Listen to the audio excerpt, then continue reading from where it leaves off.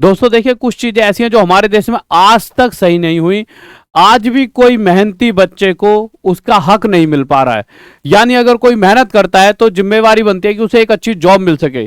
परंतु यहां हमारे देश में जो ये संस्था एग्जाम कंडक्ट कराती है, 3 साल तक एग्जाम नहीं ले पाती, परंतु अगर 1 मिनट भी बच्चा लेट हो जाता है तो उसे अंदर नहीं लिया जाता, गेट के बाहर उसे खड़े रहने दिया जाता है, चाहे वो कितना ही रोता बिलखता रहे कि प्लीज मुझे अंदर आने दीजिए, मैंने 3 साल की मेहनत बिल्कुल खराब हो जाएगी। उस बच्चे को अंदर नहीं जाने देंगे।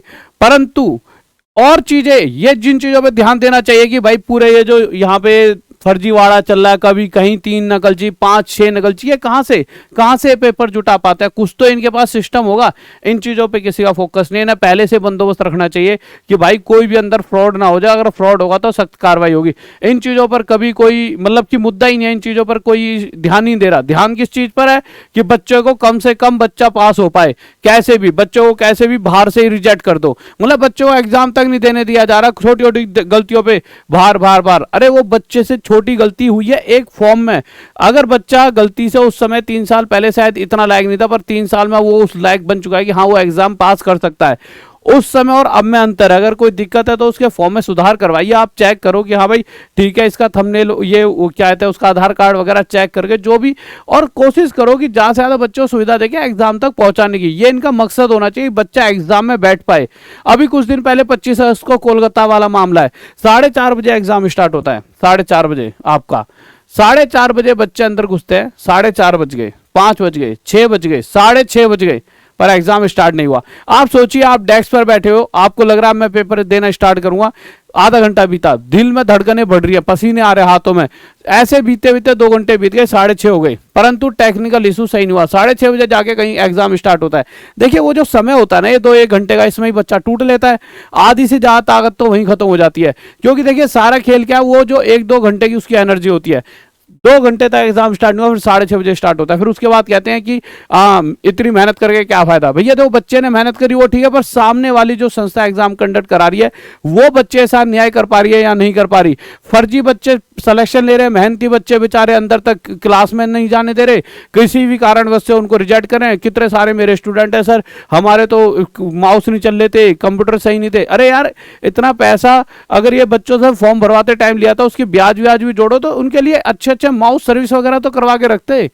इन बच्चों की क्या दिक्कत है? मतलब कि कैसे कोई बच्चा फिर ईमानदारी के साथ जीवन को आगे जिएगा, और कैसे हमेशा आप मतलब हमेशा अच्छा सोचेगा कि यार नहीं मैं हमेशा ईमानदारी से काम करूंगा।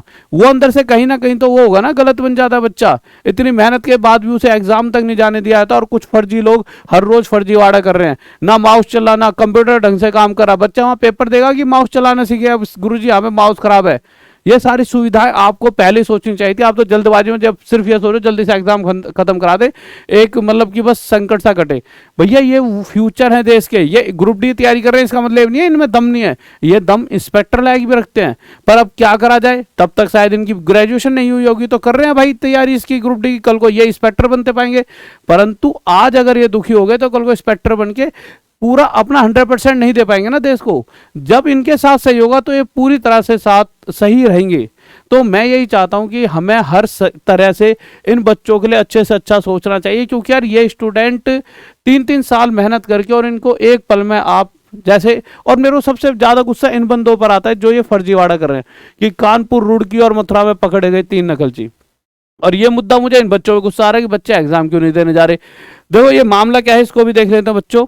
और मेरे भाई मैं सबसे बच्चों से भी ये गुजारिश करना चाहूंगा, कोई भी आसपास में कोई फ्रॉड दिख जाता है ना कि हाँ 2 लाख 3 लाख में करवा देता है, हर गांव में ना हर किसी को पता है कौन सा आदमी करवा रहा है। आप सब नहीं जा रहे करवाने, बट आपको पता है वो फलाना लगवा देता है जुगाड़ से, उसका कंप्लेंट करो। ये आपके लिए, आपके आने वाली पीढ़ी सबके लिए बहुत अच्छा स्टेप रहेगा। नहीं करोगे तो दुखी रहोगे जिंदगी भर, ज्यादा से ज्यादा कट ऑफ जाएगी और हमेशा आपको दुख होगा, और वो दुख के कारण आप खुद हो। देखिए क्या लिखा हुआ है, कानपुर, रुड़की और मथुरा में पकड़े गए 3 नकलची। ये प्रयागराज खबर है, ये जो अमर उजाला अखबार है उसकी, कि रेलवे भर्ती बोर्ड आरआरबी इलाहाबाद की लेवल 1 ग्रुप डी की परीक्षा के कानपुर, रुड़की व मथुरा से एक नकलची पकड़ा गया। इसमें कानपुर में पकड़ा गया नकलची पहले भी कुछ परीक्षाओं में नकल करते हुए पकड़ा जा चुका था। अब जो पहले भी पकड़ा जा चुका था भैया, तभी उसका सिस्टम करवा देते, ऐसा कि बेचारा कुछ नहीं तो कम से कम जब तक पेपर है तब तक तो बाहर नहीं आता। था, तीनों के विरुद्ध विधिक कार्रवाई की गई। परीक्षा में 3 पालियों में सीबीटी हुई। 44 परीक्षा केंद्रों पर शॉर्ट लिस्ट 42528 परीक्षार्थियों में से 16432 अभ्यर्थी उपस्थित रहे। लेवल 1 के 3740 पदों के सापेक्ष 7.5 लाख अभ्यर्थियों ने आवेदन किया है। आरआरबी इलाहाबाद के चेयरमैन आर.ए. जमाली का कहना है कि कानपुर में एक प्रोफेशनल नकलची व रुड़की और मथुरा में अनुचित साधनों का प्रयोग करते हुए नकलची पकड़े गए। ठीक है, ये नहीं थम रहे इनसे, हैं भाई, सारी दुनिया को पता है। अभी मैं जहाँ पे मतलब अगर कोई भी आप भी गांव में होंगे, आपको ही पता होगा कौन बच्चा कौन है जो पैसे दे के करवा सकता है। पकड़वाओ ना यार इनको, करो इनकी वो। अभी रेलवे ने एक वो नंबर भी दिया है, ऐसा कहा है ना कि कोई भी अगर आपसे दो, पहली बात तो ये तय है कि अगर आपको कोई फ्रॉड करने की कह भी रहा है कि मैं करवा दूंगा, उसके झांसे मत फंसो, उसको कहो चुपचाप उसकी रिपोर्ट कर दो। एक सीक्रेट नंबर दे रखा है रेलवे ने, उस पर कॉल करो, यह आपका फर्ज बनता है। और यहाँ पेपर क्यों नहीं देने जा रहे भाई? देखो 40% क्या रह गया, 1 करोड़ में से 40% यानी 40 लाख बच्चे कंपटीशन लड़ रहे हैं। ठीक है, तो तुम जो 60% हो जा क्यों नहीं रहे? ठीक है, तो जाओ यार। ऐसे मतलब अंदर से टूटोगे तो कैसे काम चलेगा? सिर्फ 40% बच्चा ही पेपर देने जा रहा है, नहीं सभी जाओ। मेहनत, अगर आपने इतने दिनों से मेहनत करी है तो उस मेहनत को खराब मत होने दो। रेलवे भर्ती बोर्ड की ओर से मंगलवार को आयोजित सीबीटी लेवल 1 परीक्षा 60% से अधिक अभ्यर्थियों ने छोड़ दी है, 60% से ज़्यादा। पहली पारी में कुल पंजीकृत 14176 में से 5334 अभ्यर्थी उपस्थित रहे। इस तरह से 37.63% उपस्थित, सिर्फ 37 पॉइंट समथिंग। ऐसे कैसे काम चलेगा मेरे भाई? ठीक है, और साथ ही साथ मेरे भाई देखिए, जो भी तैयारी कर रहा है, जो एग्ज़ाम देने जा रहा है, कोई अपना बिल्कुल रिलैक्स होकर एग्ज़ाम दे। देखिए जो फर्जीवाड़ा कर रहे हैं वो तो करेंगे ही। अब देखिए कुछ बच्चों को तो हमारा सिस्टम है, तो कुछ चीज़ों में तो इतना नकली लगता है मुझे बच्चों के पॉइंट ऑफ व्यू से। और चीज़ों में कैसा होगा हमें मतलब ही नहीं, हमें तो अपने स्टूडेंट से मतलब है। जब इन्हें सुख सुविधाएं नहीं दी जा रही, 3-3 साल की मेहनत के बाद इन्हें एक अच्छी जॉब नहीं दी जा रही, और मतलब कि फर्जीवाड़े के कारण कट ऑफ हाई जा रही है, तो मतलब हमारे स्टूडेंट्स ही तो हमारी सब कुछ आन शान और जान है। अगर इनके साथ अच्छा नहीं होगा तो फिर मतलब इस धरती पे कुछ भी मतलब फिर हमारे लिए कुछ अच्छी चीज़ थोड़ी है। तो मेरे भाई दो, बट आपका ये मेन मुद्दा होना चाहिए, जब एग्जाम में बैठो कोई दिक्कत नहीं है, जो ये कर रहे हैं वो इनकी इच्छा है, इन्हें करने दो। बट अगर आपको मौका मिलता है एग्जाम में बिल्कुल प्रॉपर बैठने का, तो अपना ढंग से एग्जाम दो आराम से। अगर आपका बिल्कुल सही है, जो भी आपका रोल नंबर वगैरह कोई गड़बड़ नहीं है, तो आप ये समझ लो किस्मत वाले हो और एग्जाम को अच्छे से देकर और इस बार पास हो जाओ। और जो ये जी का जंजाल सा है, इस 3 साल की मेहनत से मतलब जो एक क्या कहते हैं, एक तरह से बंद होके रह गए हो ना, उसको एक लाइफ को जियो, जल्दी से जॉब लो अच्छी सी। और मतलब पेपर देते समय बिल्कुल फोकस करके एग्जाम देना है। कोई नहीं, ये अगर ये नकलची कब तक मतलब आज नहीं तो कल नहीं तो ये भी पकड़े जाएंगे, ठीक है। बट आप पूरा एग्जाम पे फोकस करें। और हाँ, आपके लिए हमने एक बुक लगा रखी है, आप हमारे टॉप तक ऐप पर जाओगे तो ये फ्री बुक है। इस बुक को पढ़कर आप सब कुछ मतलब पूरा यहीं से आ रहा है एग्जाम में। हाँ, ये जो ऐप बनाने का खर्चा वर्चा होता है, तो ऐप वाले 11 रुपये का चार्ज लेते हैं इसके, ठीक है, वो उनकी तरफ से खर्चा है, ठीक है। बहुत सी ऐप होती है जिसमें नहीं लगता, बट हमारे वाले ऐप वाले हमसे लेते हैं भाई चार्जेस, तो उन्हें देने पड़ते हैं। साथ ही साथ 20 दिन 20 चैप्टर का एक क्रैश कोर्स है, बहुत ही ज़्यादा बच्चों ने इसकी तारीफ करी है। इसमें बहुत कुछ ऐसा हमने दे रखा है जो एग्जाम में पूछा जा रहा है, ठीक है। चाहे जैसे आपका क्वाड्रेटिक इक्वेशन हो, चाहे आपका बहुत सारे ऐसे चैप्टर्स हैं जो बार बार पूछ रहे हो, वो सारे इसके अंदर है।